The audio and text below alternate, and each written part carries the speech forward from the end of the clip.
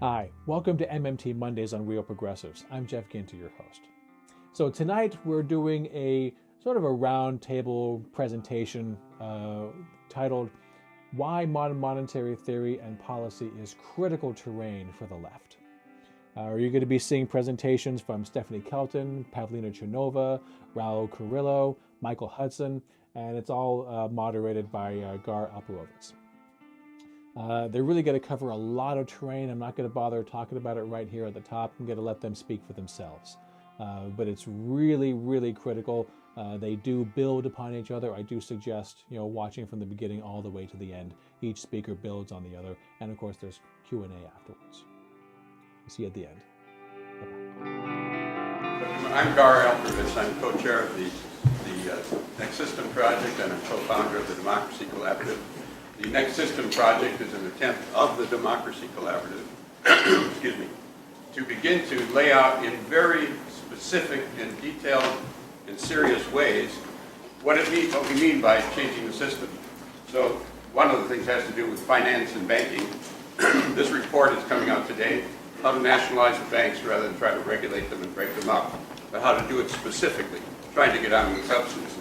We also have on-the-ground projects developing in many parts of the country that deal with co-ops, worker ownership, community ownership, public enterprise in general. We're attempting to go both on the ground, excuse me, and also simultaneously the theory and practice and program in substantive form. So welcome to this morning's discussion. Excuse me. We have an extremely good panel, probably the best panel you could assemble on this subject in the United States and perhaps in the world. The experts that we have are leading experts in the area of monetary policy and banking issues in general. And one of the things that's happening around the country, as you probably know, there's an upsurge both in theory, which we're going to talk a lot about today, but in the idea that the banks ought to be something under public control. There are public banking initiatives in something like 30 or 40 cities and a couple states around the country. Within the last 6 years, there was a banking institute established a forum on this only 6 years ago, promoting the idea, and we're seeing all over the country a very, very fast pickup on this. Los Angeles is developing, Washington, D.C., many cities, California, several cities, there's legislation pending in Michigan, Washington State. You can check it out around the country. You go to the websites of our own website, which is on the board, otherwise thenextsystem.org. You can find it there. The development of interest in the banking area is staggering and moving so fast. So the subject we're on to today, now that we've got our computers working, is probably the other piece of the puzzle, monetary policy and money. Because there's a revolution going on in that area as well. It's not simply the establishment of public banks, but actually getting down to how money works, a subject that has been obfuscated for many, many decades. A couple of good quotes about this I want to read to you if I can get them up, because my voice gets a little better. This is John Kenneth Galbraith. The study of money, above all other fields in economics, is the one in which complexity is used to disguise truth, or to evade truth, not to reveal it. The process by which banks create money is so simple that the mind is repelled. I like Henry Ford's quote. This one is even better, I think. Henry Ford put it this way: "It is perhaps well enough that the people of the nation do not know or understand our banking and monetary system. Or if they did, I believe there would be a revolution tomorrow morning." We're going to go into that today, into what actually we now know about this and how the revolution is emerging very, very fast on the ground and also in theory. Our first speaker is Stephanie Kelton, let me find my notes again, who is now currently Professor of Public Policy and Economics at Stony Brook. She was also Senate Committee Minority Banking Committee, minority staff person. Budget. But more important, she was key economist behind Bernie Sanders' campaign, so we're delighted to have her. She is also one of the leading experts in this field and getting a lot of attention, deservedly so, with opening a way not only monetary theory and monetary practice, but a way to explain it to the public in serious terms. Is your computer, is it working? Yeah, it's a Great. good. Welcome, Steph. Thank you. Thanks, Mark.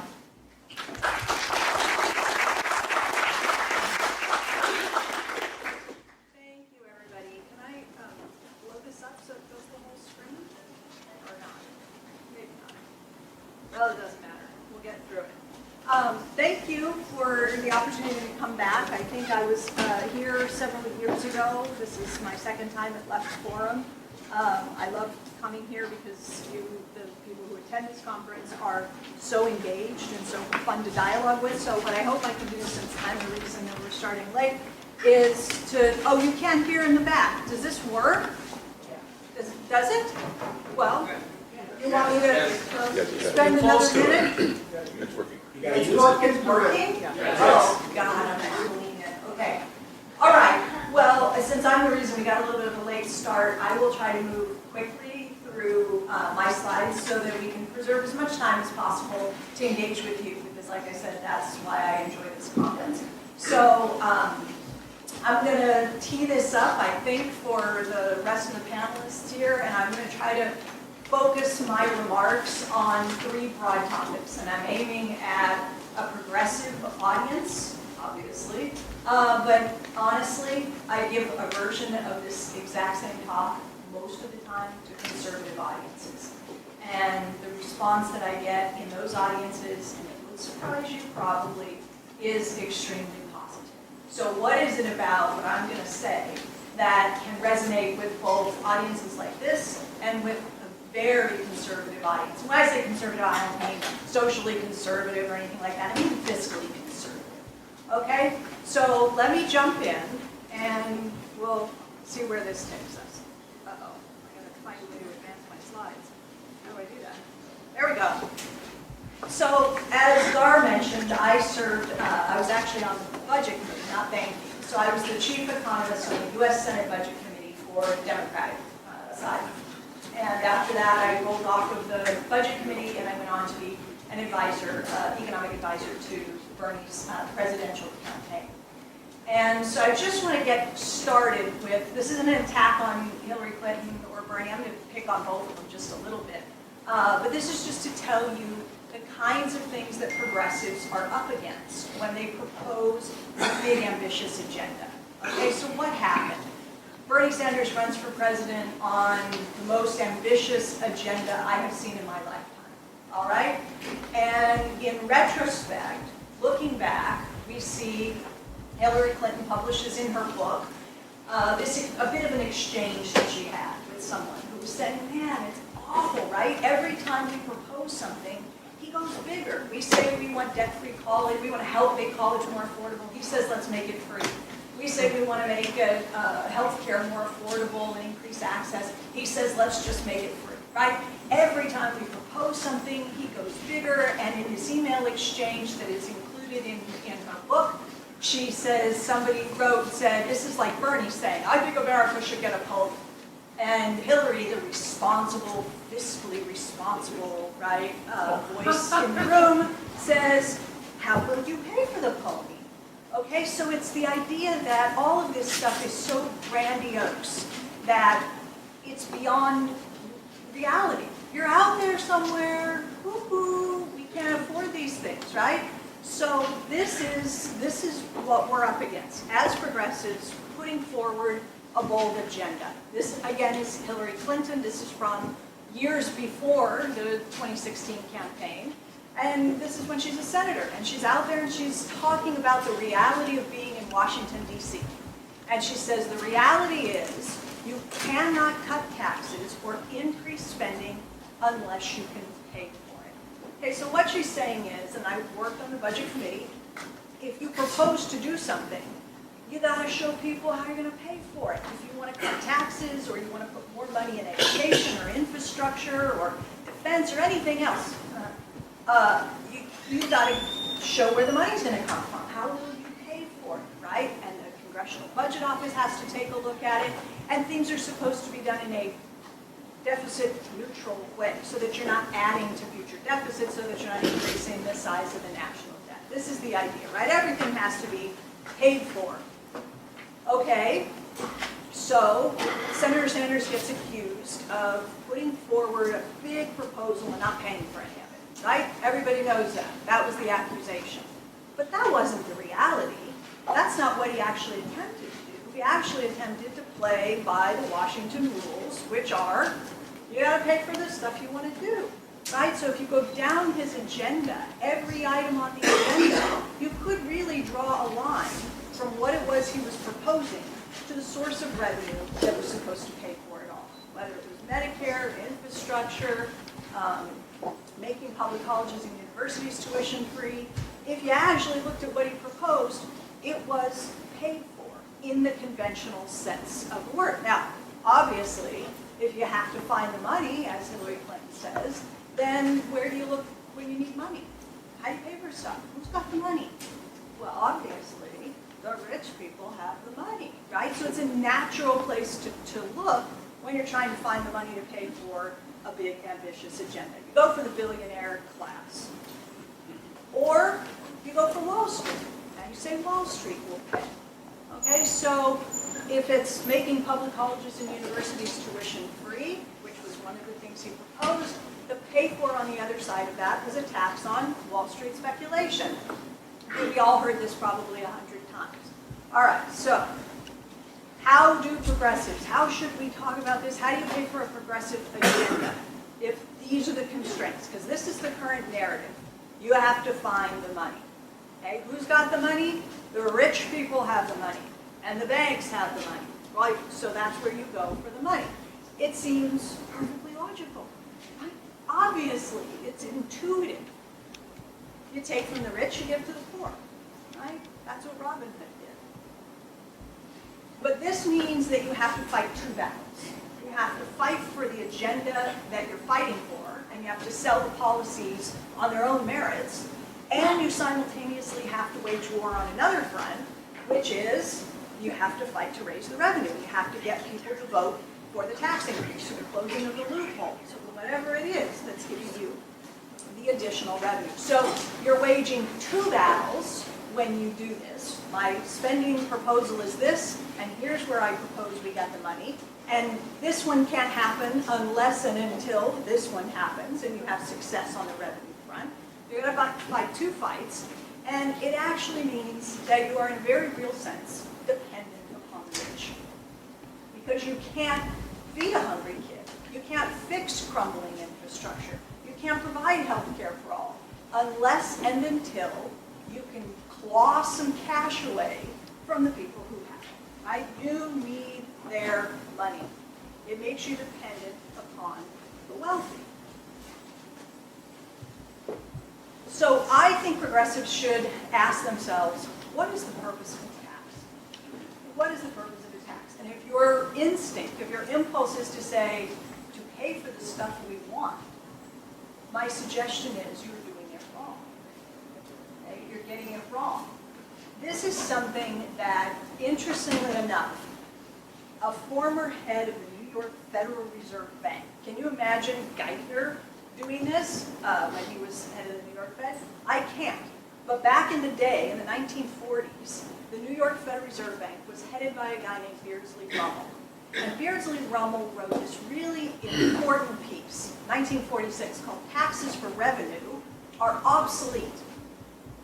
So what's he saying? Well, here's a quote. I don't know that I need to read the whole thing, but he says, basically, the need for the government to raise taxes in order to remain solvent and run its affairs is completely like yesterday. We don't do that anymore. Why?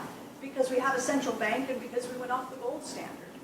And the fact that we changed the monetary system in this fundamental way opens up space for us to do stuff we couldn't do before when we had to find the money. Somebody says, where are you going to find the money? They're really asking you to, like, look on the, there's a pile of money somewhere, somebody find it. Or, like Robin Hood, there's gold out there. We can rob the rich. You're trapped in a gold standard framework when you're operating in this frame of mind that money is a finite thing that exists somewhere. It's physical, and you got to find it, and then you got to go get it in order to spend it. Raúl says, no. That's not how it works in the modern era. And by the way, modern in the 1940s. right? And we still haven't caught up with this reality. So Rummel goes on to say the purpose of the tax is not to fund the federal government. The purpose of the tax is, well, multifold. One important thing it does is it allows the government to remove some money from the economy so that you don't overheat the economy through government spending. So in other words, taxes help you keep a lid on inflation. If you just spent money into the economy but you didn't tax anything back, you'd run the risk of overspending, overheating the economy, and causing an inflation problem. Another thing taxes do is they affect the distribution of income.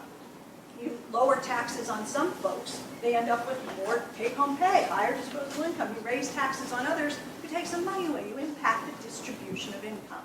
And you use taxes to incentivize or disincentivize behavior. Carbon tax is a good example.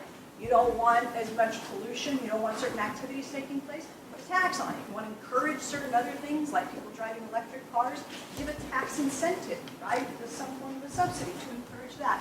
And the last one is, he says you might want, for some reason or another, to have a line item where you can keep track of a certain program, like, for example, Social Security or the Highway Trust Fund or something like that. So taxes do a lot of stuff that's important.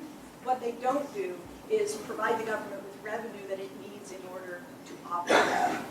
All right, so go back to this picture. You don't tax the rich because you need their money in order to feed a hungry kid or fix a crumbling bridge. You tax the rich because they are too damn rich. And extreme concentrations of wealth, especially, but also income, are bad for the functioning of the economy, are bad for democracy, right?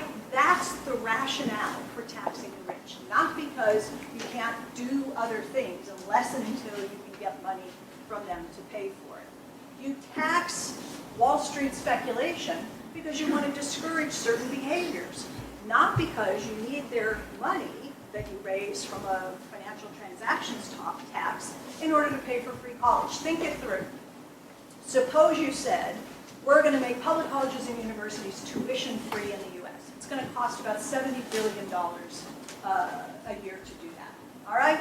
Now, to pay for it, we're going to put a tax on Wall Street. So every time somebody buys stocks or engages in derivatives trading or bond trading, they're going to pay a small a transactions tax. That's our tax. Okay.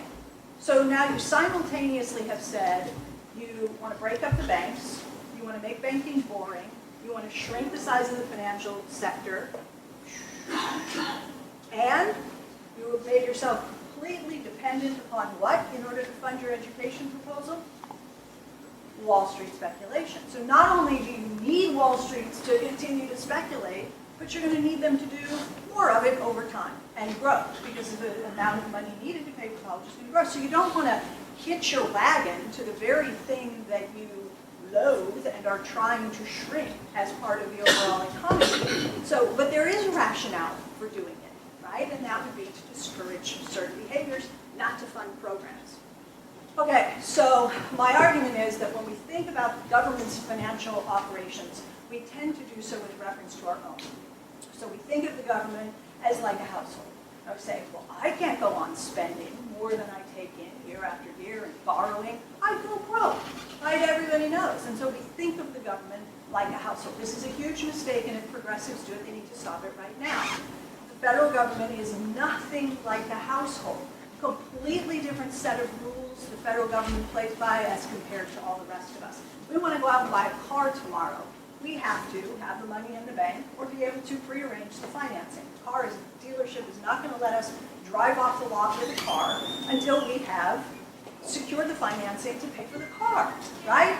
So what these letters here are, the TAB is taxes and borrowing. Okay, what we think is that the government prearranges its financing, that it collects taxes from the rest of us, that it engages in borrowing when it sells bonds, it arranges the financing, it raises the revenue, it has money, and now it goes out and spends. The spending comes last. That's completely backwards. What happens in reality is that the federal government, House, Senate, get a budget together. If the budget passes, there's an appropriations process. It is through the appropriations process, the budget authorization, that the government spending is triggered. That's how the government pays for everything. Budgetary authorization, or sometimes an omnibus or a continuing resolution, right? That's what happens. We spend first, and the taxes and borrowing are secondary. They happen later. The rest of us can't do this. Money matters, and the fact that the federal government has control of the US dollar, creates it, issues it, is the sole source of the US dollar, can never run out of money. I said the currency, not other types of money, things denominated in dollars. The currency itself is clearly, you could try to create it, but you get arrested for counterfeit. You can't do it. You can't create high-powered money either. All right, so the government's money is special. How should progressives answer the question, how will you pay for it? It's a trap. It's a trap. Don't fall into this, okay? Here's a perfect example. Here's a senator who is learning to avoid this trap. This is Senator Brian Schatz from Hawaii.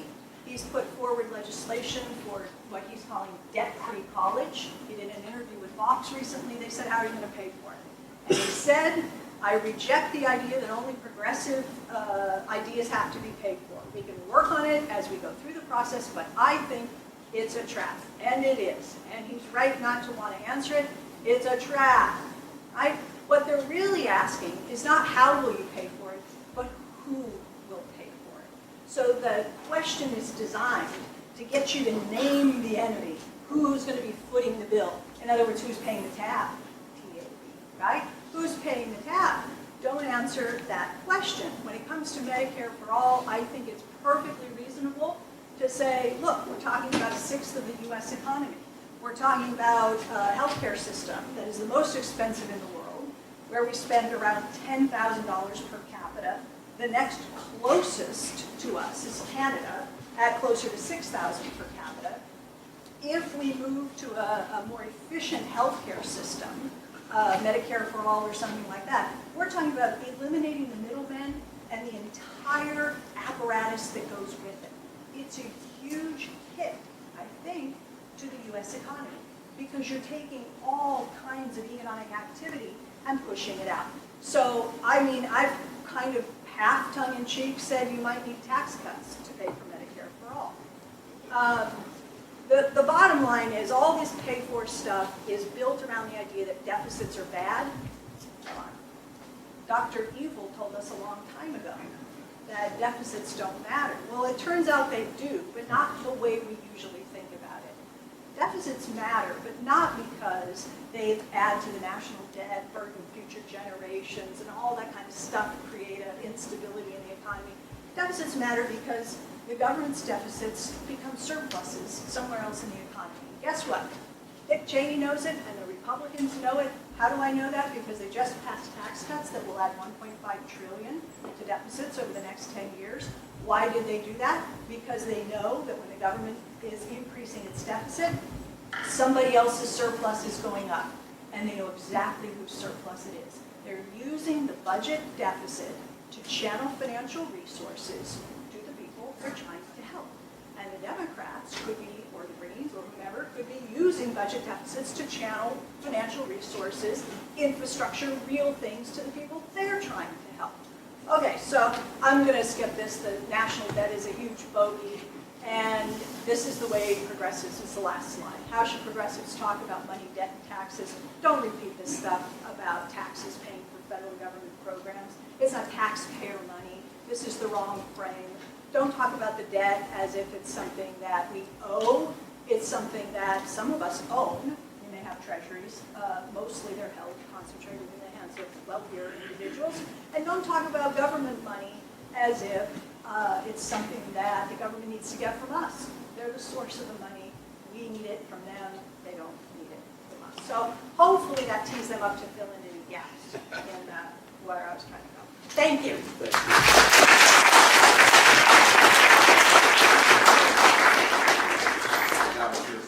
Now, if you're not open, sorry about that. If you're not having questions in your mind now, you should be out of the room, because the next step really takes us deeper. So, Stephanie, we're going to have you up here too. Oh, okay. Stephanie's kind of outlining the introduction, basically, to the argument. The next person is going to give us the next step and the next step, and then we'll come back.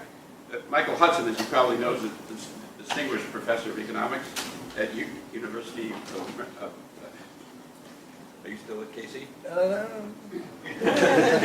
Official, it's on the website. Okay. And he's also professor, he's at Peking University as well, and he's also a research fellow of the Democracy Collaborative. Michael is probably been on to this for a long time. Michael, take it away.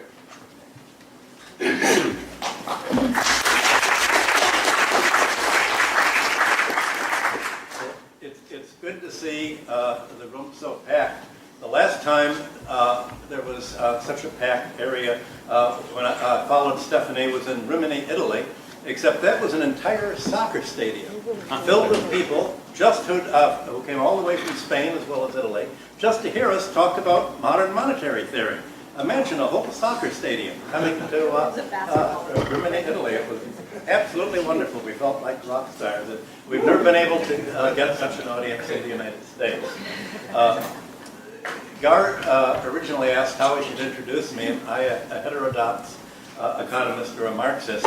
I think that a heterodox is a word basically to describe people associated with Hyman Minsky, who himself was a Marxist. We had the same mentors at the University of Chicago. His mentor was, I'm blocking out, ran for vice president on the socialist ticket, Maynard Krieger. Except that was in the 30s for Hyman, and for me it was in the 40s. I grew up in the only city in the world that was actually a Trotskyist city, Minneapolis, Minnesota. So my background was Marxist originally. My first discussion of modern monetary theory really was in Canada 40 years ago.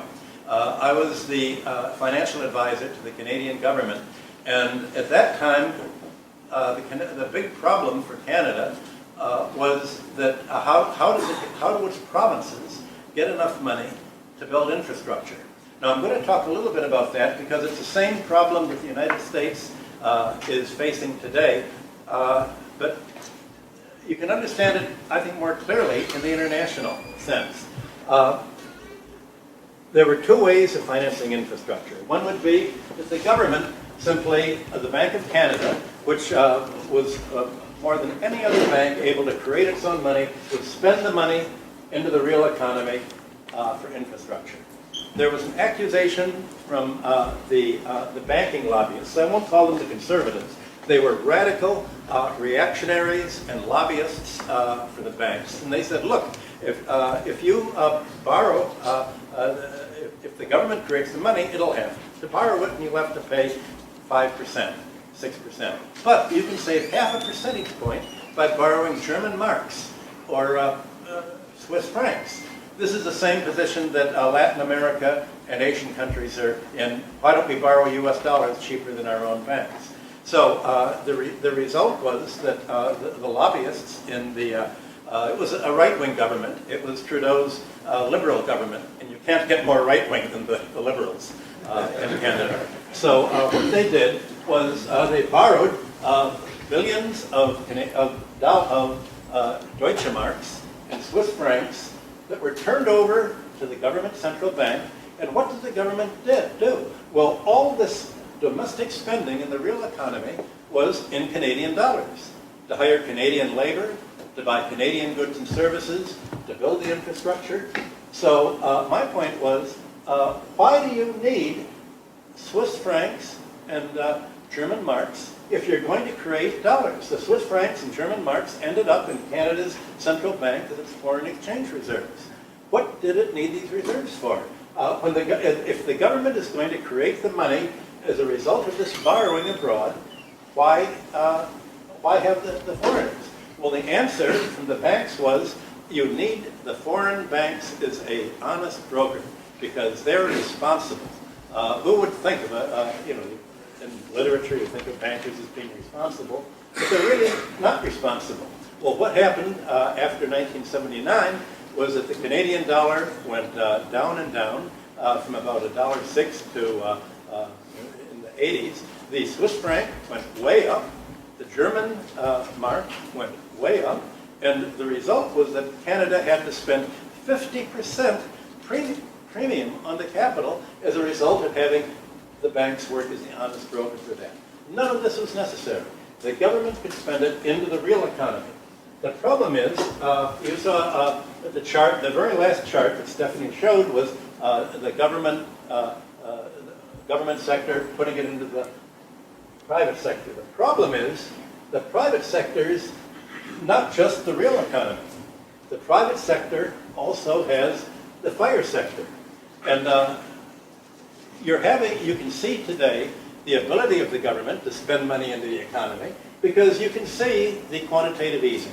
The $4.3 trillion is not money creation, it's technically a swap of good Federal Reserve deposits in exchange for junk mortgages and the altogether $29 trillion of trades with the banks. But you can see the government create bailout money to create subsidy for the finance, insurance, and real estate sector. And this is considered to be non-inflationary. But you have to ask, what kind of inflation are people talking about? When they talk about government spending into the real economy and running deficits, they say there will be price inflation. What they really mean is wage inflation. What they want to do is keep wages down. So when they talk about inflation of prices, they really mean living standards going up. We don't want that, do we? Because we call that consumer price inflation. We don't call that rising living standards. And the fact is, there's a disconnect. There's no reason why consumer prices should rise when wages go up. There's a disconnect with the largest increase in prices that we have today, whether it's housing prices, rents, as you have in New York, or medical care. So the government is able to create money now for the finance sector, but it's being blocked by this patter talk of you can't run a deficit for the domestic economy. Now, what is true for Canada is exactly what Stephanie has explained for the United States. What is the difference in terms of spending into the economy between borrowing from the fire sector? Banks can create money simply on their computers, but even if it's the rich people, if the rich people lend money to be spent, how is the price effect any different from the government simply creating the money? The effect is exactly the same. And that's what they don't get, that you don't need to borrow to spend into the economy at all. It's a kind of science fiction story, a parallel universe, as if the governments are somehow dependent on the banks. All this developed about 100 years ago when the Federal Reserve was created in 1913 and 14. Before that, there was a crisis in the United States in 1907. The Congress had maybe 18 volumes of National Monetary Commission report. And one of the volumes was by David Kinley on the U.S. Treasury. And Kinley explained how everything that the Federal Reserve has done, creating money, moving around the 12 districts, pumping money into the economy for the autumnal drain when you have to move the crops. All of this was done by the Treasury. The difference is that the Treasury was controlled in Washington. And I have on my website from an Indian journal all of the documents of how the Federal Reserve was created, essentially to take control of the money supply out of Washington and distribute it over the banks in the various Federal Reserve districts, and even to block government membership on the Federal Reserve Board until Roosevelt's time. So you have a whole political fight between the fire sector and the government sector, and you can only understand this fight by looking at the politics of it. The charts don't help because the charts all make it appear as if we're talking about a force of nature and something intrinsic, but you need a political framework.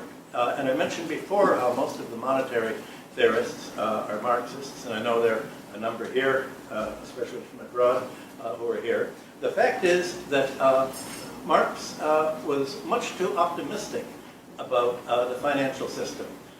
its volume 3 of Capital was all about how finance tended to grow and extract more and more from the economy. The fire sector today essentially funds real estate. It extracts rents. It raises prices by, it backs and creates monopolies, and banks don't create money into the real economy, basically. They create money to buy companies, to buy real estate already in existence. They transfer wealth, but they don't really produce. And I'm working with Gar's group to re-describe the gross domestic product accounts. So we actually treat the fire sector, finance, as a subtrahend from GDP, not in addition to it.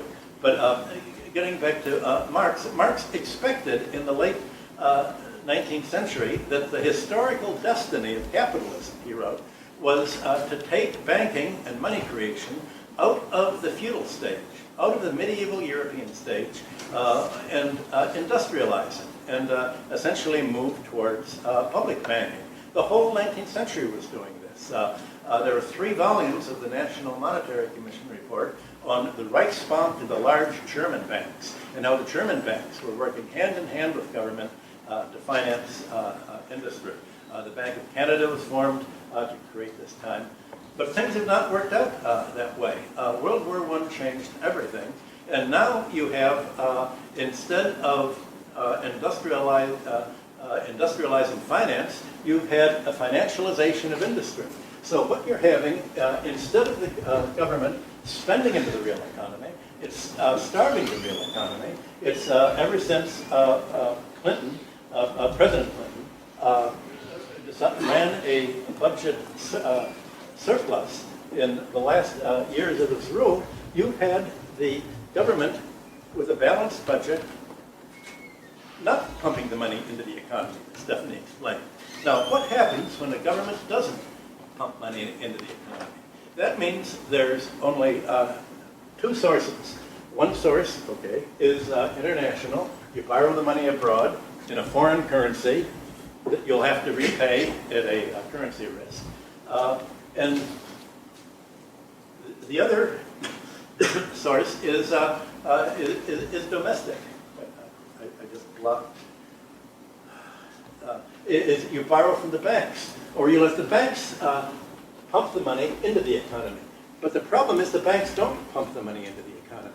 The banks only lend essentially for the real estate, corporate rates, corporate loans. They even make loans to corporations to pay dividends. The money is paid essentially, the beneficiaries are the 1% or the 5%.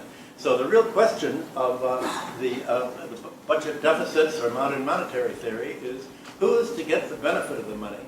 Will it be the 1% or will it be the 99%? And the answer can be in tracing the flow of funds, and the flow of funds, who gets what, it will make it very clear. Who gets the result of the government spending in forms that do not take the form of a deficit, or if it runs a deficit, is it into the real economy or the fire sector? So you need to divide the private sector into fire and into the industry, agriculture, and infrastructure.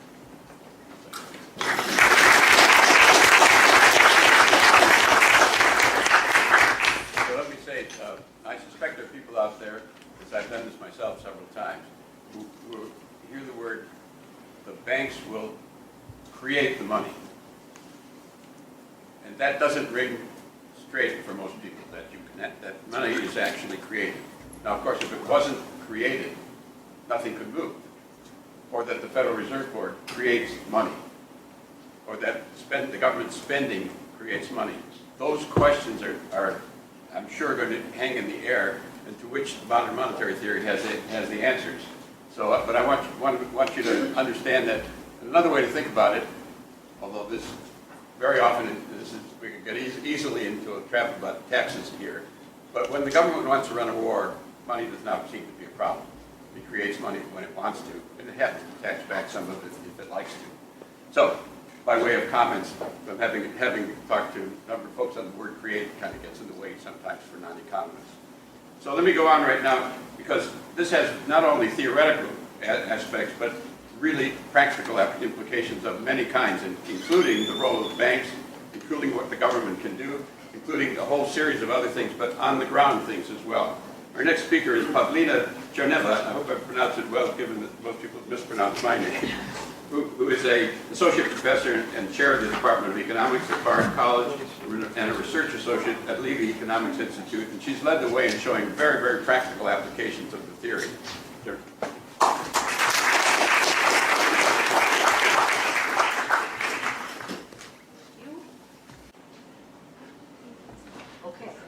Thank you. Thank you for the invitation. It's also my second time in that forum, and I also enjoy very much the conversation here. You are all, I'm sure, familiar with the 7 deadly sins. So today I would like to address the 7 deadly fears of economic policy. And mostly I'd like to address the issue of how to face those fears and how to defend a progressive agenda, whatever that may be.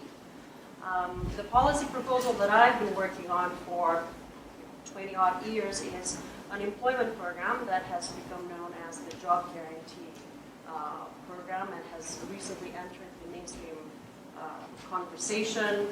A number of senators and representatives have endorsed the program. There are lots of versions of the program out there, but it is a recognition that the government has a responsibility to do something about the persistent problem of unemployment. So what I'd like to do today is basically address some of those 7 deadly fears, because as the program has been discussed, there's a lot of response both on the right and the left, and a lot of it is quite alarmist, frankly. And so I'd like to ease our fears by addressing each one of them. So first, what is the job guarantee? How many of you are familiar with the proposal and what it is? Okay, a good number have heard of it. Normally what I do is I talk about the proposal and I discuss its merits. Now I'm going to hopefully give you ways of responding to some of the criticisms. So what the job guarantee is essentially it's a public option for jobs that offers decent work at decent pay. The public sector, the federal government acts as an employer of last resort, if you will, when people seek work and they're unable to find it. Good work at decent pay, the public sector has the responsibility to do it as a last resort. But it is a permanent program. It's not just another jobs program that is implemented in times of crisis. It is an ongoing problem. The unemployment problem is an ongoing problem, and thus this program is a standby option for jobs. So it's a permanent program that is federally funded, but locally administered. It's voluntary. Nobody is asked to work for their benefits. It's open-ended. If you go to the unemployment office and you seek work, there will be a list of options for you. And the way we propose it is that those list of options will largely focus on public service and the neglected areas of public sector work. It's open to all people, irrespective of their labor market status, race, sex, color, creed. All right. So the way I think of this program is that it's an employment safety net. The way we have employment, the way we have safety nets for various other problems, this is the safety net for the lack of jobs problem. So if the problem is that you don't have retirement insurance, we guarantee it. We have Social Security. We guarantee income, retirement income. If the problem is access to food, we guarantee that there will be access to food. So we do this with a lot of policies, with a lot of economic problems, but not with the problem of unemployment. So this is sort of the extra step, the addition to the safety net and guaranteeing a public option for jobs. But it's also a transitional program where people essentially get their starter jobs if they need to, or they get their stepping stone, they enter into this program and then transition out of it if they so desire. Okay, so let's discuss the fears. The one that perhaps is the first one that we normally have to address is the one that Stephanie and Michael addressed. That is the fear of spending. That is the fear of money, really. It's based on a deep understanding of misunderstanding of what money is and what it does. So again, Stephanie explained how normally there are these images that are conjured in our mind that, gee, my hard-earned money, I've been saving it, and now the government wants to tax it away from me so that they can pay for these policies, and who knows if they're going to be good or bad, and we just need to give up this myth of the taxpayer money because this is not how actually the public sector spends. So that myth was debunked already. I'm not going to spend too much time on it, but I want to add one other purpose of taxes to the list that Stephanie provided. And the other purpose of taxes is that taxes create demand for money. Taxes create demand for the dollar in a sense. Just think of it this way. If the government tomorrow decided to tax you in Canadian dollars, right, on April 15, you have to deliver Canadian dollars or euros, what will you ask your employer to pay you? Will you ask them for dollars or will you ask them for euros? So the tax in this kind of coercive way, if you will, creates demand for the very thing that the government issues, the dollar. And the reason is because the government needs to be able to spend something that we value to be able to fulfill its various public service objectives, okay? So here's one way of thinking about it. The public sector, the government, is the monopoly issuer of the dollar, the only source of the dollar. The dollar comes from the federal government. It is the ultimate source of dollars. Unemployment, in a way, is people seeking dollars but not able to find them. And so whatever the other arguments for addressing the problem of unemployment, and we can discuss them, there is one key aspect to this problem, is that there's only one sector that can actually choke up the demand for dollars. There's only one sector that can actually provide it to those who need it, and that is the public sector. Another piece to the story is that the unemployed are already in the public sector. The government is already responsible for the unemployed. We do the right thing. We provide unemployment insurance, as inadequate as it might be. We provide various other income support, even though those programs are also sort of underfunded. But we have this understanding that we have to provide for people who don't have access to decent employment or decent incomes. And so we provide a slew of programs, but we don't provide the one that many people need, and that is employment. So we are not only responsible for the unemployed, but we also bear the costs of unemployment, underemployment, poverty that are not the financial costs, right? All of the, if you think of virtually all social, economic, political problems in one way or another, they're connected to communities that have lost their economic life, people who have lost economic opportunities, the distress that families feel for not being able to provide for themselves.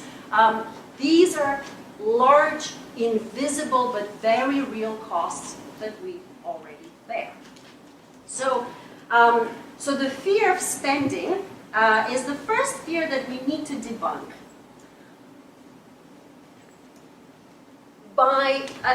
This is a bit of maybe an esoteric point, but I want to put it out there. If the government sector is the monopoly issuer of the currency, and it provides the currency in exchange for employment in the public sector work, then there is an exchange. We establish some sort of baseline value for that currency. We anchor the value of the currency in labor power. We know exactly what it's worth. It is worth $10, $15 are worth 1 hour of publicly useful labor. And so we, in a sense, it's kind of our gold standard, right? But it uses not gold, but it uses labor to anchor the value of the currency. All right, so the next fear is the fear of inflation. And I think that that is really the fear of big numbers. Because when we estimate what a job guarantee would cost, we come up, and by we I mean my colleagues, including Stephanie, Randy, Ray, Scott Fulwiler, we have a proposal that you can find at the Levy Institute website that estimates what a job guarantee would cost. And we talk about the financial cost. So we come up with between 300, 500 billion a year to employ 15 million people. And a lot of people have said, oh gee, this is an enormous program, it's going to be very inflationary. Is $300 billion really inflationary? The Department of Defense, including the war budget, is about $900 billion a year. Social Security is upwards of $1 trillion a year. Medicare, Medicaid, Medicare is $700 billion, Medicaid is $600 billion. That's a little more actually. In either case, we understand that these are important programs, right? We understand that Social Security is an important program. We fund it, right? And there's no fear of big numbers there. But somehow $300 billion is supposed to generate this massive inflation that will erode the value of the currency. But as Michael pointed out, this is not really the problem, that just the government is going to drop a whole bunch of money on the economy to generate economic activity. A lot of people are actually worried that it might actually push up wages, that it might actually provide wages at a decent living level, right, that pay well. And we understand that the job guarantee will be the effective minimum wage for the economy. So why would you work for $7 an hour if there's a public option at 15? The private employer has to match this. And so we have modeled this, and we find negligible impact of this very bold program on inflation. But the other thing that virtually everybody misses in this discussion is that a one-time adjustment in prices and wages across the economy, across the board, is not inflationary. Inflation is when prices keep going up. And if the wage goes up from 15 to 16 to 20 to 25 to 30, then the private sector will have to match it. Yes, that will be inflationary, but no, we are anchoring the floor. We are raising the floor, and we are anchoring it at 15. And the second piece that everybody misses is that the job guarantee actually shrinks when the economy is growing. When the economy is growing, when private employment is growing, when there are quote-unquote inflationary pressures in the economy, the program shrinks. So actually it's a dampening effect on inflation, not a fueling effect to inflation. There's a fear of big government, of course, but most people ignore the fact that we already have big government, and what I already pointed out is that government devotes enormous amount of financial and real resources to deal with the fallout from unemployment, underemployment, and poverty. So in this sense, the way to think about this is that the job guarantee actually reduces the cost of unemployment. It doesn't just reduce the financial cost of other program, anti-poverty programs, but actually the real cost of unemployment. I think here what I want to point out is that whenever you discuss, whatever your policy priority is, always separate the financial cost from the real cost. When you defend Social Security, don't fall into the trap of this discussion like how will we pay for it. The question is, what would we do with a whole bunch of people who are retiring who don't have the goods and services that they might require to live a decent life? It is not a matter of financially providing for them, but providing for them in real resources. And it's the same thing with unemployment. It's not the problem of paying for unemployment, but the problem is, do we really want to maintain this paradigm of neglect, of abandoning our public spaces, of abandoning our public purpose, of allowing people to suffer all the consequences that come with unemployment? Okay, There's also the fear of administrative burden, and this is a unique double standard that the job guarantee faces. We never hear, we can't go to war, we can't engage in nation building because it's going to be an administrative nightmare, right? But the job guarantee uses the existing institutional infrastructure to simply expand the number of jobs out there. Is it really so difficult to employ 15 million people? I mean, is this really the biggest problem that the government is facing? Well, public education serves 50 million students. Nobody is saying we got to take it away because it's an administrative nightmare, right? Social Security, 56 million people. Medicare, 44 million. Medicaid, 70 million. Yeah, it's easy to send a check, but all of this involves a fair amount of administration, right? And we don't discuss these. I still have 2 more fears. Fear of boondoggles, right? This was the fear during the New Deal that somehow the government is going to, create bad jobs. Well, just go to the Living New Deal map and you will find what we did and the legacy that we left. Fear of waste. Oh, gee, it's just boondoggles, right? That's sort of an extension of that argument. Don't fall into the trap of the productivity. What's the productivity of these jobs? It's a natural impulse to say, but what will people really do? And I can give you a very long list of what they can do. Good, useful jobs. But the way to answer this question is, what is the productivity of the unemployed today? Right? It's negative productivity. You have malnourished children that go to school because their parents don't have income to provide for them. That is the productivity you are wondering, you need to be focusing on. Yes, there are people who are arguing, even on the left, that artists and actors are really not productive jobs. We disagree. We believe that we have to support even those things that are not sold for profit. All right.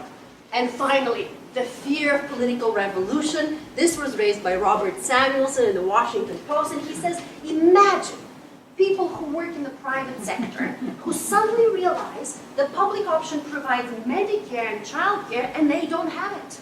This is going to be enormously disruptive to the business as usual model.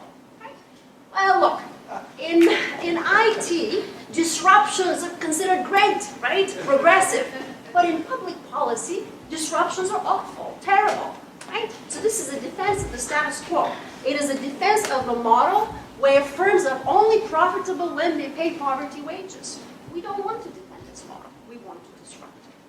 Finally, I think all of this amounts to fear of change, but Americans are not really so afraid of it, because a recent survey showed that the job guarantee had overwhelming support, and even in deep red states, upwards of 70% of respondents supported it. And the last slide is the great expectations. Those of us that have been working on this project are very encouraged, excited that it is in the mainstream, but my cautionary note is that we put way too much on the shoulders of the job guarantee.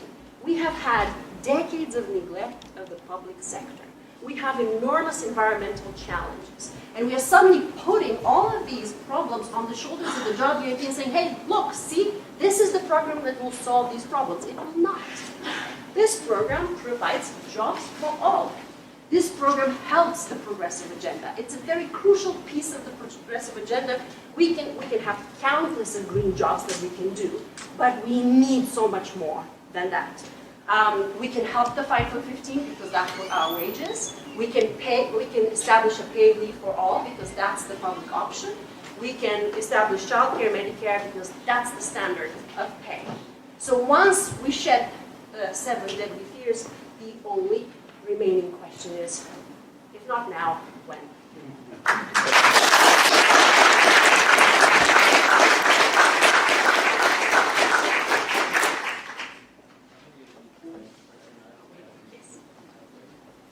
Thank you, Pavlina. So finally, if you haven't got more questions in your mind, we're about to get to, after this speaker, the question period, how you actually do it. I'm sure I'm seeing some puzzled faces, and that's the point of raising all these questions now, because the answers are forthcoming by a group of economists that are beginning to build out these kinds of theories. We actually have the leading people here in this room, but there are many, many more who've come to understand the modern monetary theory, and the revolution is on all over the country in the departments challenging the old ways.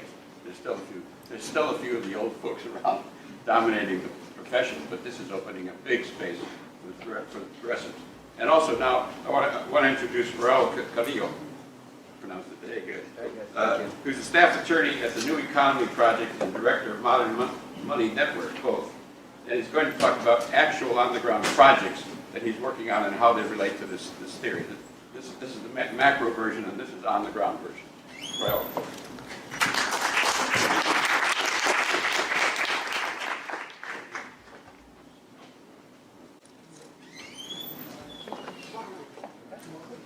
There we go. Okay, everybody. As Gar mentioned, my name is Raúl Carrillo. This is my first time presenting at Left Forum.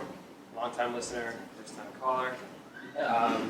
So what I'm going to try to do is, depending on your opinion, synthesize or bastardize some of the ideas that were just presented by three of my heroes here, and articulate those in a language that is useful, I think, to organizers, to activists, to people who are in this shitty economy, trying to heal the wounds, trying to take care of other people, trying to actually introduce some of these intellectual paradigms to work on the ground. I'm particularly going to focus on two movements that I'm a part of. The first is the modern money movement. I think we can call it a movement now. We've got a lot of energy. Maybe it's an intellectual movement. Maybe it's not an entire social movement yet, but we're getting there. And I'm affiliated with a number of modern money organizations, but principally the Modern Money Network, which a few of us started several years ago when we were law students at Columbia and met up with activists, some of whom are in the room today. And we started thinking, how does this kernel of what we consider to be factually correct analysis of the economy, MMT, connect to the law, connect to organizing, connect to technology, connect to all these other things? How can we build bridges? How can we create packages that are useful for activists and organizers to use? And over the last 5 years or so, we've held about 70 symposia in the United States, in UK, in Germany, in Australia, in Brazil, and a few other places, trying to connect MMT to other things. So that's one hat I'm wearing. The other one is that I work for the New Economy Project, which is about 20-year-old nonprofit here in New York City. And we do two things. One is we fight corporate power. I personally operate a financial justice hotline where folks can call when they have problems with banks, debt collectors, landlords, etc. They come to the office. We try to help them out on a very individual level. We also bring some impact litigation. The second thing that we do is community economic development. We try to build community land trusts, financial cooperatives, worker co-ops, all the good stuff that I know a lot of people in the audience are involved in already. So, you've heard what MMT is. What is the New Economy movement? Here is a quote by our dear moderator, Mr. Alperovitz, written in The Nation in 2011. The essential idea is we're trying to move out of capitalism, but we have a very, very strong focus on environmental sustainability. The production system, with fire on top of it, as Michael mentioned, is cooking us. How do we get out of here? New Economy Project has a particular focus on something called the just transition, which arose in the 80s and 90s. And the idea here is that we don't just want to go to an economy that's more sustainable. Along the way, we want to heal some of the wounds that have been caused. We want to help people who face the biggest threats from ecological disaster. That means a particular focus on racial justice, gender justice, all the various forms of social justice that need to come along with the push to an environmentally sustainable world. Here I have two quotes from two organizations, one that we work with called Uprose, which is a Puerto Rican community-based organization in Sunset Park that is both trying to defend the community here and lead to a just recovery in Puerto Rico. The second little letter over here is really just a point of personal pride. I am from New Mexico. That is a letter from a group called the Southwest Organizing Project, obviously, a bunch of environmentalists of color in 1990 to the Sierra Club, saying, please stop outsourcing your waste and dumping it over here. Please stop destroying native land title claims. Just because, white people have the science and have understood now that things are going wrong and they control the media, doesn't mean that they can, push the problem onto us when we are the most vulnerable populations. It's not new. It's a feature of the system. You can see it happening today. There's a Nation article that's very good on this. I think you'll find the numbers quite shocking. Environmental racism is a feature, not a bug of capitalism. How does MMT help? How does all this stuff that Stephanie was talking about, that Michael was talking about, that Pavlina was talking about, help us get there? I'm actually going to borrow a quote from one of the organizers of this panel, this Chuck Winner from the Next System Project, who may be in the audience. What MMT and PK theory does is it concentrates our minds on the real limits, on the real things that we need to make more sustainable. And that means we're focusing, again, as has been mentioned several times, we're focusing on the real, what's happening to people, what's happening to communities, what's happening to the planet. When we're talking about an economy without limits, money is not necessarily, or an economy with limits, money is not necessarily the enemy. In fact, a lot of MMTers agree. This is a quote from the Benzagra Institute by my dear friend Fidel Cabul, who often says, our economy runs on waste now. One of the fears, fear of waste for the job guarantee, fear of MMT, fear of financial waste, fear of fiscal waste. That's nothing. We make that stuff. It's a legal construct. It's a social construct. What's really the problem is when money is used to burn up the planet. This is a metaphor from an environmental justice group in Oakland called the Movement Generation Justice and Ecology Project. This is how they describe the process that the industrial production system applies to our planet and thus to us. We dig up resources, we burn them, then we dump the waste. We churn it up. This is terrible. It's killing us. We already know this. What I'm going to do is I'm going to take this metaphor and I'm going to say that not only does the industrial production system do this to nature, but the financial system does this to people. Fire burns people. It's right there in the name. And of course, the way that the system treats the planet is the way that the system treats people. There are lots of traditions, leftist, post-colonial, that talk a lot about this. I think I don't need to repeat that or go into depth on that point here for this audience. So what does the fire system do? It converts a participant in the economy, you or I, whether in our capacity as a worker, a tenant, a borrower, a debtor of some sort, and it turns us into non-renewable participants. It treats us like it can draw money out of us and then discard us, whether that's in a place of employment, whether that's in the credit system, wherever it is. It operates on a logic of austerity, but not only that, on a logic of extraction. We are resources. We try to get profits out. Again, these should be things that are comfortable for leftists to state in rooms like these. It treats us like we're disposable. We are waste. How did we get here? Again, there are lots of different leftist stories on how this is done, but I think that MMT adds a particular element to this. So we all know the story of enclosure, property rights, etc. People become dispossessed, they become part of a labor force that is roving, you don't have property, etc. But something special has happened. Michael talked about the existence of the fire sector in relation to the production sector. We can't work just for biophysical resources. We can't just find some land and grow some food, even if we wanted to. We have to pay taxes. And by taxes, I mean something broadly. We talk about taxes in a strict sense sometimes with MMT. What we really mean is any kinds of fines, fees, obligations from the state. That means the fees you get for walking while black in Ferguson. That means student loan interest. That means a wide variety of things.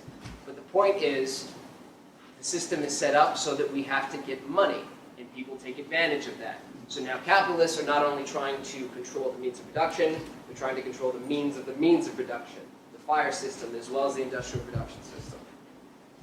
Why does this myth persist? How does this system keep going? It acts like the money comes from the users, from the resources that are being used rather than from the system itself. We talked about the taxpayer money frame, how that's particularly harmful. When you think that the money to keep the machine running has to be extracted from people, you get some really terrible political dynamics. And this picture is actually from an article in Splinter News written by myself and Jesse Meyerson, which talks about how the taxpayer money frame has been racialized, how it's been used to hurt women and immigrants especially. You can read more about that online, but it's been covered here, so I'm going to try not to spend too much time on it. The other lie is that banks are just, either making money wildly or they're using our deposits and turning it back around, that the banks rely on us. I would say that the banks are rogue public utilities. They have been chartered by the government, licensed by the government, regulated by the government, and they're out here not doing their job, as Michael said. And so when we talk about pushing them to do particular things, we have to recognize that it's even worse than we thought. They're powerful. They have the money power. They can create and generate credit at the point of lending. And they can do a wide variety of other things. They're very, very terrible. We can get into that later. If someone in the audience wants to ask me a question about divestment and what MMT means for that in banks, I'd appreciate that because we probably don't have time to get there now. All right. So austerity makes room for financial extraction, as Stephanie said, as Michael said. If the government is not putting money into the economy, the banks are controlling the borrowing process, and we're all going to die if we don't stop it. All right. Again, been covered. Money doesn't grow on rich people, not on wealthy taxpayers, not on banks. What we want to do is get the money power away from the banks, away from rich people, by making claims on the state. We've got that big, we get that giant piggy bank, call it what you will. Money can come out of the state. Monetary sovereign means that you can spend on people, on planet, on communities. The way that we stake our claim and make the state do that is we establish rights to the things that we want. Then the dynamics for fiscal spending become we pool. We pool money out of state coffers depending on how much we need based on each eligible individual, instead of waiting for whether it's, whoever in Congress, rich folks, to write that check. We change the dynamics. You notice Social Security funding. It's met by how many claims there are. It's not met by setting aside a particular amount of money. There's a whole trick that happens with payroll taxes. We've talked about that. Stephanie and Pavlina and Michael talked about that a little bit. But basically, what we're talking about here is that MMT allows activists and people to, once they establish rights, pull money out of the system, rather than wait for them to push. So, what does that mean for activists, for organizers, for leftists? Left wing, right wing. Fiscal responsibility, doesn't matter. Stop that. That's for right wing people. This is what matters. We're establishing rights, we're marching for jobs, we're marching for various other freedoms, we want the entitlements. Fiscal austerity is the enemy, even though we might want to be austere towards nature and other sorts of respects. On banking, this is my homie, Sean Sebastian, the leader of Fed Up, right over here, arguing for a more democratic Federal Reserve. This is obviously Rand Paul. They're both fighting the Fed, but for different reasons. This is because of lack of democracy. This is because they're spending too much money. Bad, good, bad, good. All right. Now, I'm going to go out on a real, I think, kind of new limb here, and I'm going to suggest that MMT, combined with a new economy focus on environmental sustainability, can take us away from the dig, burn, bump model, the dig, burn, dump model, and into a plant, nurture, thrive model. So I already discussed some of this dynamic, but plant, we establish rights, whether it's a right to housing, whether it's a right to jobs, whatever. We free up space to grow, to pool funding, and to have a space, as Pavlina said, outside of the profit motive, even outside of the revenue motive. We can start to do new things within that space. We fertilize the space with more of that sweet, sweet money from the public government. We can start to heal wounds, try to do things more equitably. People from bad sectors will leave to new jobs and a job guarantee. People from bad buildings will leave to new houses and new forms of shelter with the Homes for All movement that's going on, and et cetera, et cetera. So I'm just going to do a little bit of implementation here and talk about how MMT can potentially change things. I think that public money for public purpose is awesome, and that's going to give us a platform to do new things. Eventually, it can be public money for public power. We can do even more. And the way that dynamic works is by reversing, essentially, the dig, burn, dump cycle that we've had been going on here. So because Pavlina already covered work a little bit, I'm not going to talk about it too much, but as you know, you got to serve somebody. You got to get that money, as we talked about. That's the current model. The boss is pretty much in charge. You operate in a profit space or in a local government revenue-defined space for the most part. And then it discards you, and the Fed keeps you there. The job guarantee, differently, we plant that seed, we get the right to a job, we create the space. Then we can use more money, we can eventually move on to even stronger things like are there JG unions, is there collective bargaining, etc. People leave spaces that are extractive, No one wants to be a part-time prison guard anymore. No one wants to work in fast fashion. No one wants to work in fast food. Not necessarily everybody is going to leave, but it provides people the opportunity to do so. So we can move again towards a regenerative economy, towards people leaving extractive industries. Eventually, you can layer on democratic processes into the job guarantee, into the new space that's being created. My friend Alexander Kolopatronis, who is a political scientist, has written a lot about how participatory budgeting, sortition, and worker co-ops can be folded in the JG. The Levy Institute proposal itself leaves some space for worker co-op development and suggests that it can be contemplated within the next job guarantee movement. These are my friends of the Cooperative Home Care Association. Pavlina was talking about, how there's all this fear that what are people going to do? People who have no skills can't, get jobs, etc. The biggest co-op in the country is not a granola bazaar in San Francisco. It's a bunch of Afro-Latino women in the South Bronx, and they've been doing this for 20 years. A lot of them would be considered low-skilled. They make it work. I think we can all make it work.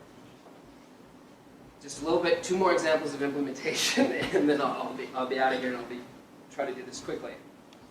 Extractive finance and housing. Again, dispossessing people, whether that's through the initial, capture of land, etc., whether it's gentrification, and people moving into Queens and Brooklyn, etc. Landlord is in charge. The landlord kicks you out. The landlord doesn't like you. The landlord segregates people. You get redlined. You get gentrified. You get surveilled by all these crazy consumer reporting systems. And then the threat of homelessness keeps you in line. This is true even for the middle class, who is enthralled to the banks, if not to landlords. With MMT, what does it look like? You establish a right to housing. That not necessarily all MMTers believe in that, but I do. The point is that you can establish a right. You create the space. Once it's guaranteed that everyone gets this thing, now you have room to maneuver. The rights pool the money down to tenants. You can have social housing projects, etc., etc. Then you can start doing things that are more democratic over time. Community land trusts, mutual housing associations. These things can all be contemplated once we have the funding, the public capital, again, that sweet, sweet fertilizer. These are my friends in East Harlem, where New Economy Project is helping to build a community land trust, where you take the land off the market, the residents own it. These things can be helped by MMT. Finally, financial services. So, everybody's familiar with the access to credit narrative. I think that in and of itself is like a problem, that we think that people don't have enough loans. What we really want is people to get more money. We want people to get money from the state in the form of benefits. We want people to get higher wages, whether it's through a job guarantee program or something else. But in the instance that people need credit, right now they're beset with a bunch of predators, whether that's payday lenders, whether that's banks acting terribly, whether it's this new fintech stuff from online, which actually turns out to be just as predatory as the analog version. So what you can do with an MMT framework is, again, establish public infrastructure, establish rights. You can do some forms of postal banking. You can do public banking. And then from then on out, the threat of you having to go to a payday lender is gone. So you have room to maneuver, again, political room and fiscal room. And you can start doing things like complementary currencies. You can start doing things like public banking. You can start doing all these other more democratic things that we want once the public sector is putting pressure on the private sector and giving civil society room to grow. As you see here, there is a regenerative model for all of these things. You just need the public money. This is a picture of my friends in Brixton, England, who have a complementary currency program. They generate money, or you could say their own forms of IOUs, which they use in the local community, so that people only do business with local business. They're keeping what they call Clone Town London out of there. Brixton Pound, look them up. And these are acceptable in receipt of taxes, which is very interesting for MMTers. This is a credit union that was built in the remnants of a bank that was destroyed in the 80s. We work with them. It's real. You can do this. They had public funding. They had CDFI money from the federal government. We can have many more of those. And finally, Gar mentioned the public banking movement. This Tuesday at noon, New Economy Project and a coalition of other grassroots groups are launching an effort to create one here in New York. And the idea there is that, yes, the public bank will generate credit to lend to democratic enterprises. Ideally, we want federal money. Federal money is not coming right now, but this is something that is powerful, that municipalities can do, and in the process, we can highlight a lot of what money really is. It's a public creature that should be used for the public good. and we can do a lot of political education with this, as well as deliver real material healing help to organizations throughout New York City. So if you're interested in all that, you can join us at 12 p.m. I'll be there with a megaphone right in front of the New York Stock Exchange. And public money for public power.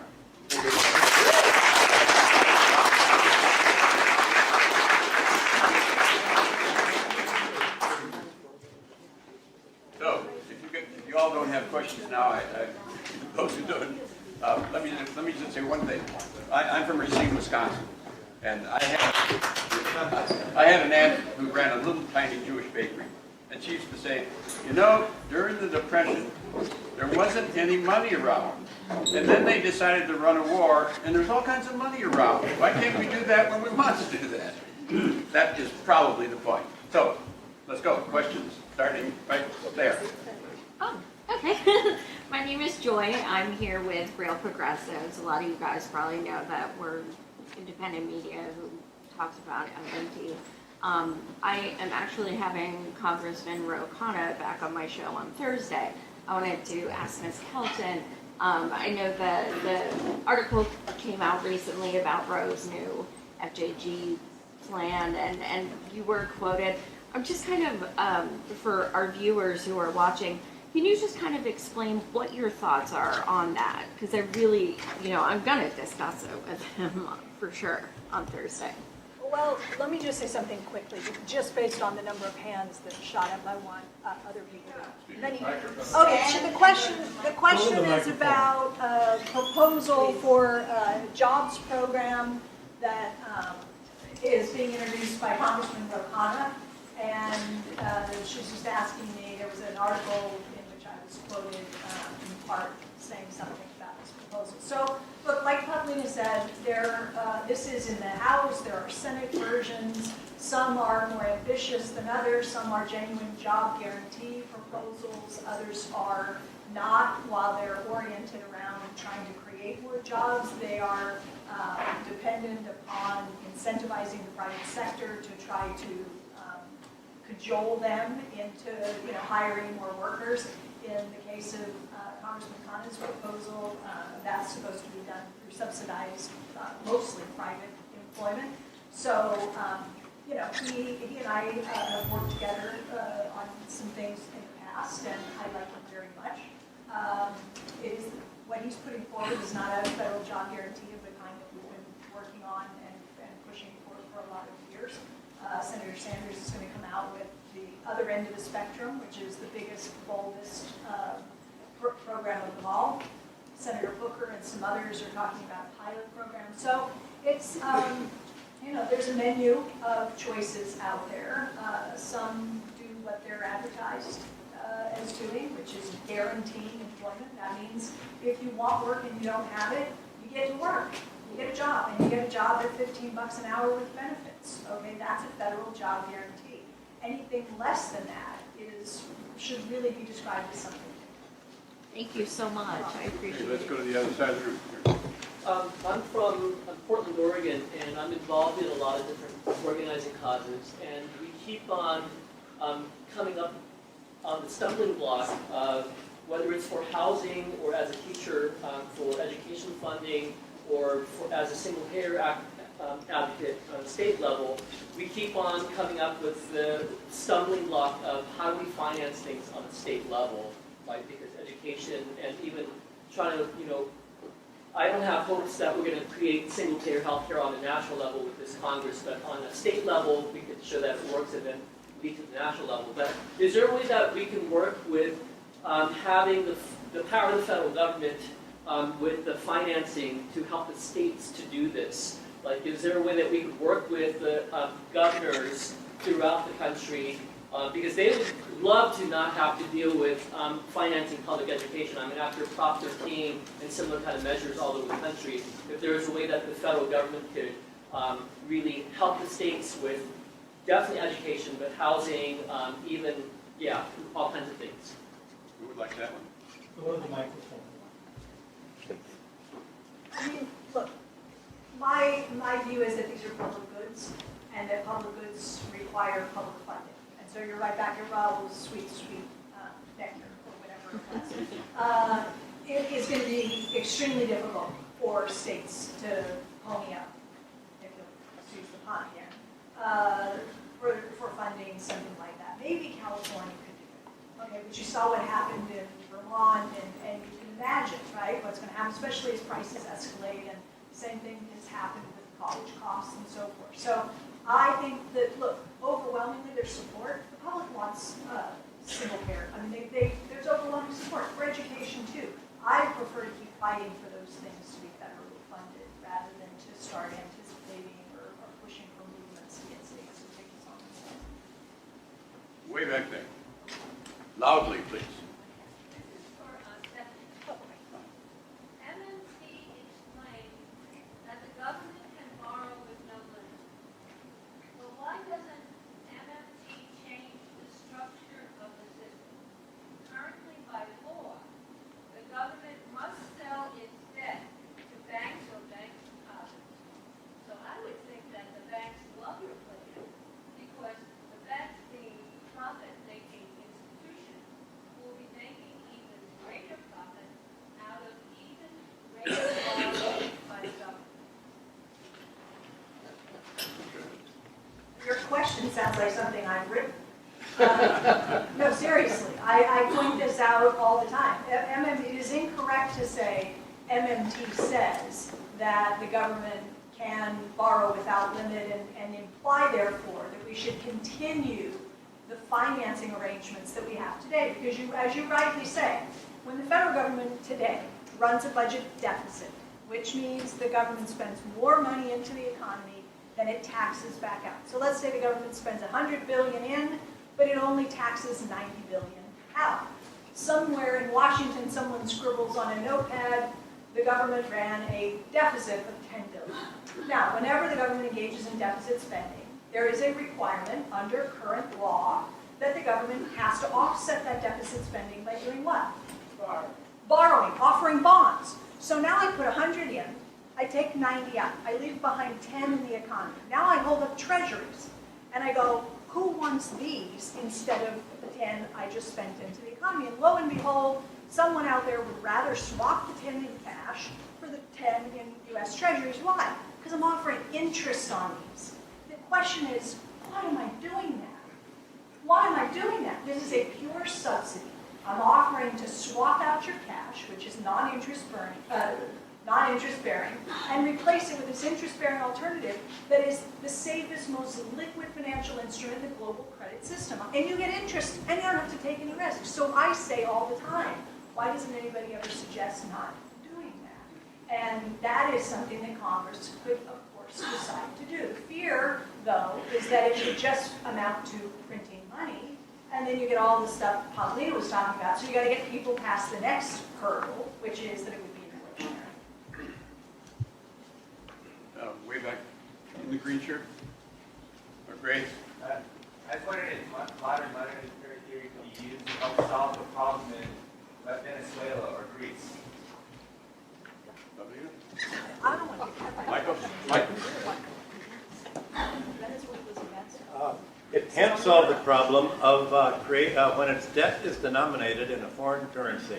There should be a basic principle as an extension of modern monetary theory. No government should borrow in a currency that it doesn't create itself. This is why China and Russia are borrowing in their own currency.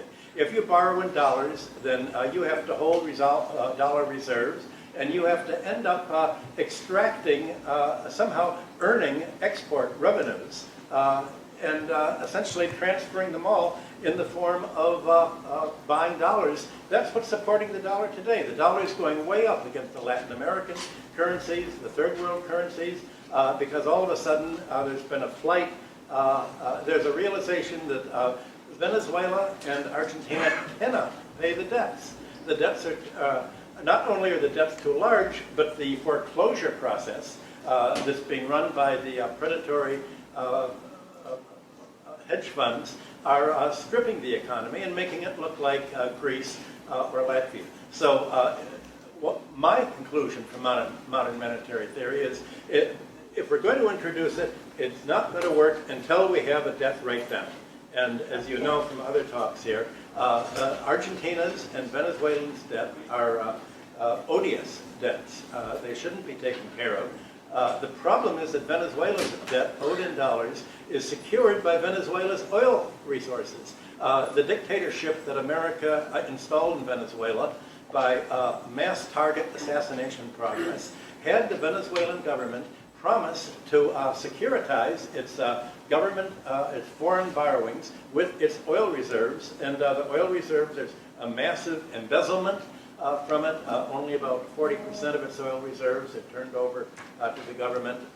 This is a political problem that cannot be solved without a debt write-down. And that is a political conclusion that I draw from modern monetary theory.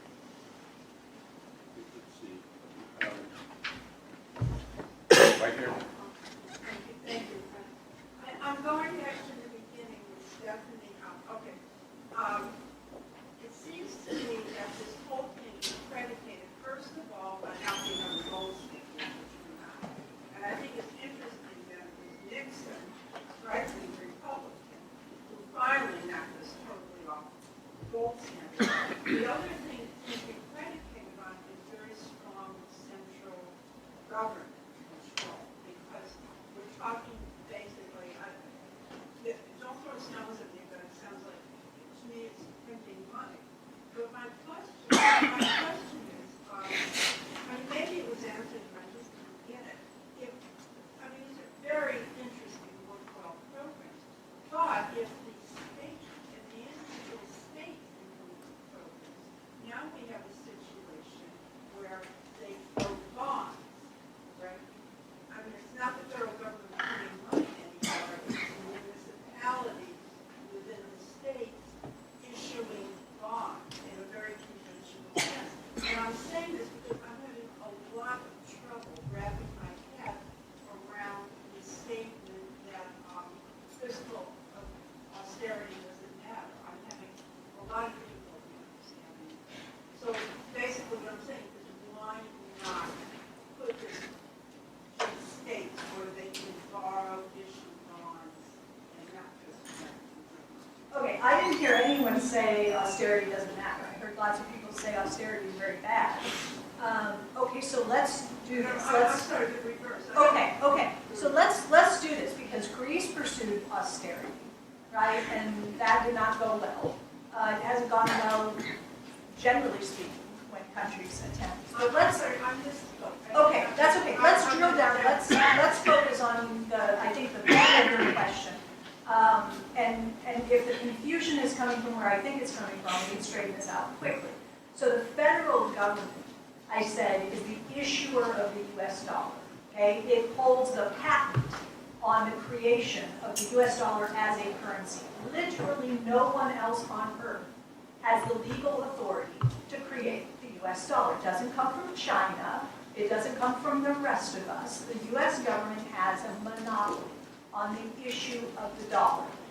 We used to hear warnings that the U.S. was going to end up like Greece if it didn't get its fiscal house in order. Okay? Greece ended up like Greece because Greece gave up the drachma and started borrowing in a currency that it doesn't control, the euro.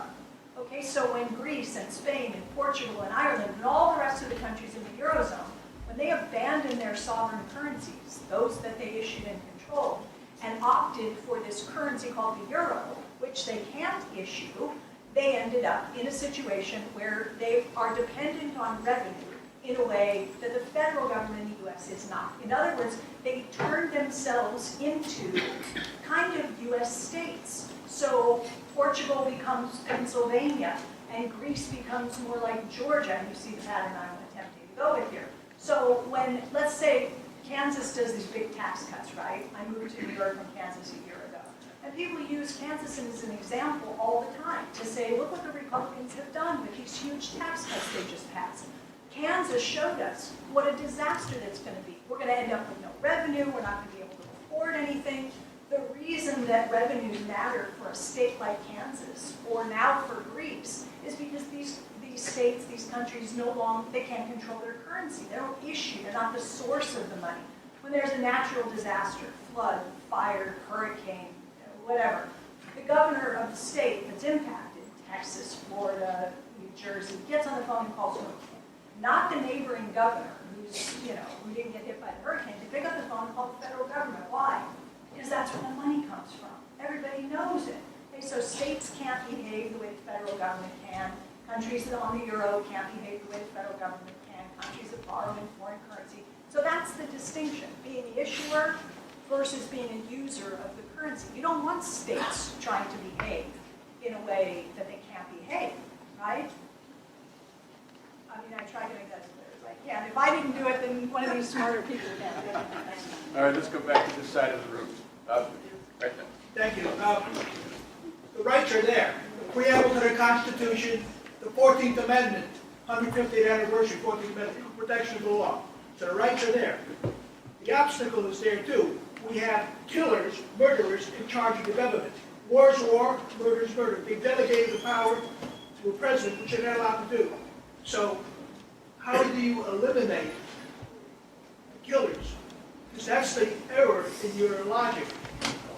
Democracy in this country is based on 50,000 people per representative. How are you going to remove the criminals on the top? I think that one's coming up in the next session. I was just going to say, I was going to go back to, I shared a quote from Joe Gwynn and from some of the people who organized this panel. Understanding how the monetary system works does not obviate the need for politics. I, for one, still want to expropriate expropriators, but the point is that you also can grow. You don't just have to spend all your time fighting, and you don't have to try to unclench the hand of the fire sector to give you the money, when you could really just start building as well as fighting. That's all we're saying. Okay, let's see. Way up, far way up there. First of all, thank you. Louder, please. First of all, thank you to the panelists. I've seen a few of these panels over the years, and this is one of the best ones, so thank you. Mr. Alperovitz as well for organizing this. I have a question for Professor Hudson.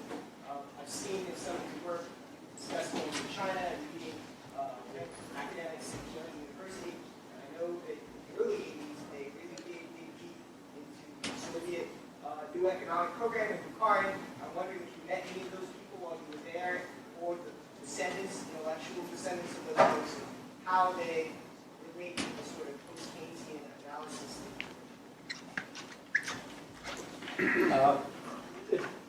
Most of the discussion of MMT is at Tianjin University.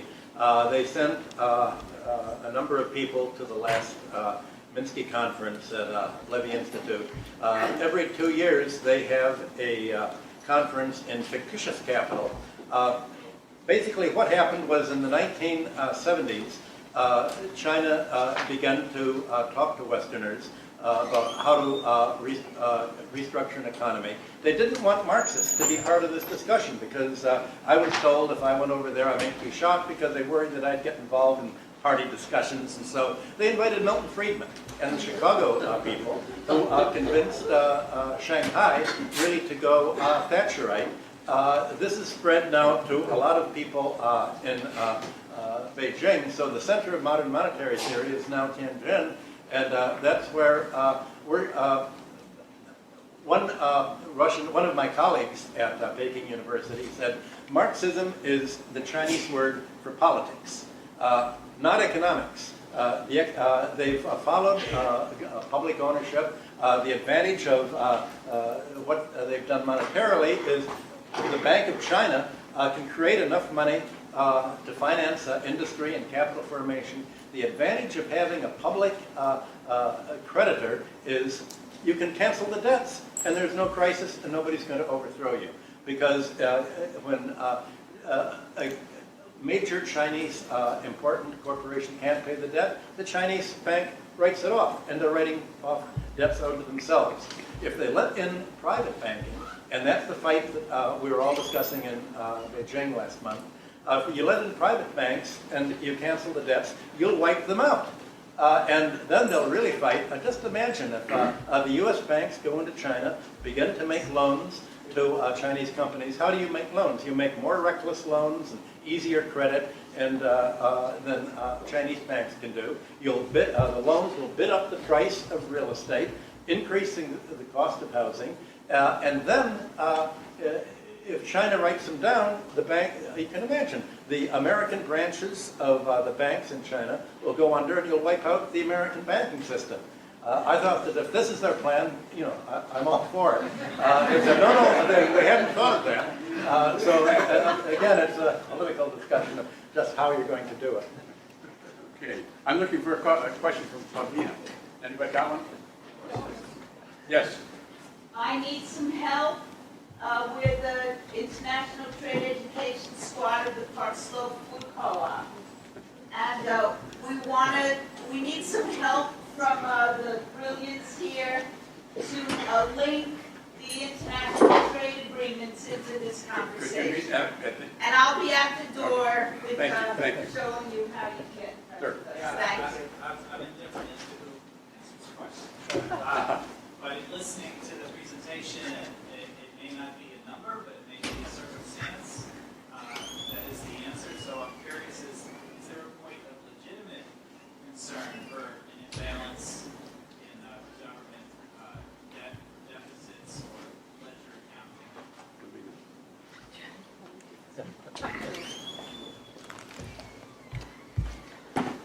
What we're trying to stress here is that the number is not the relevant focus of policy. What we want to shift the focus to is how we spend. Maybe the current number is incorrect. We don't know. What we're trying to do is describe the monetary system and how the government spends, and then Stephanie's in this presentation is more descriptive. We are not proposing an MMT world, we're describing the world in which we live in. The prescriptive part is basically, the part that, we discussed, and then what do we do with this understanding? We already have the power of the public purse. We already have deficit spending. We already have unlimited capacity, given some sort of political constraints to do X, Y, and Z, and we make very specific and concrete policy options. What we are doing is we are proposing a better, more balanced economy given, job guarantee, etc. The one thing that I would say is to the state, the person who raised the question about state, the job guarantee is a federal program, and that helps states enormously. States spend an enormous amount of money on anti-poverty programs, and these programs, we know from experience, have very big multiplier effects. So you should expect that states' budgets are going to improve, that their anti-poverty programs are going to shrink, and more tax revenue is going to flow into the state's coffers. States depend on taxes, unlike the federal government.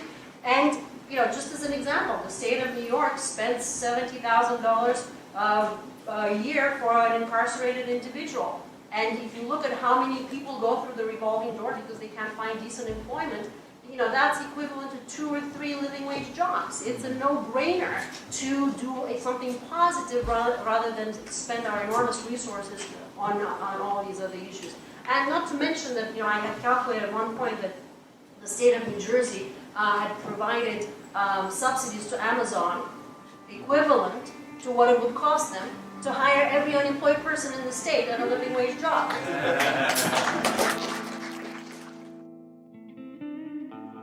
Hey, so welcome back. What did you think?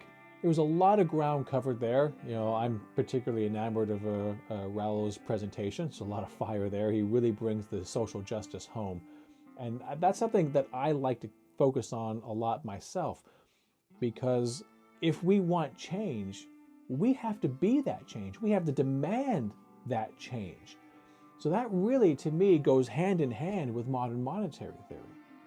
As Bill Mitchell, often says, it's very nonpartisan, modern monetary theory.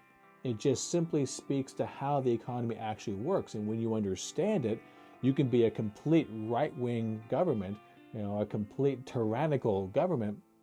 But with an understanding of how the monetary system works, you can set priorities, and make them all come true. Same thing for the left, because it all begins with your priorities. The problem that we have right now, that the left has, is that they have bought into the gold standard thinking that money is scarce, that the federal government has to find the money first before it can do anything. Therefore, Medicare for all, I'm sorry, we just don't have enough money. It's too expensive. Green New Deal, I guess we're all burning to death now from the sun because we can't afford to do anything. Hope you learned how to swim. So the left desperately needs this information because it has successfully sat down time and time and time again. Pete Buttigieg is going around saying that the debt and the deficit are scary things and they need to be talked about, dealt with. Why? Why does he have to just simply bend over and take it, roll over and show his belly? That's ridiculous. That's not how the economy works. So social justice requires an understanding of the monetary system so that you will not be limited in your reach. You will not be stopped by people who don't understand the economy or don't want you to understand the economy. You won't be stopped. People will rise up. People who would otherwise be unhappily sitting down, wishing, gnashing their teeth, if only we could do this. No, modern monetary theory shows us how we can do this. It is simply currency analysis and how it operates throughout the economy. And when you understand that, you can set priorities accordingly. They could be right-wing or left-wing. You choose. And that's the point. We can stop limiting our vision. See you next week.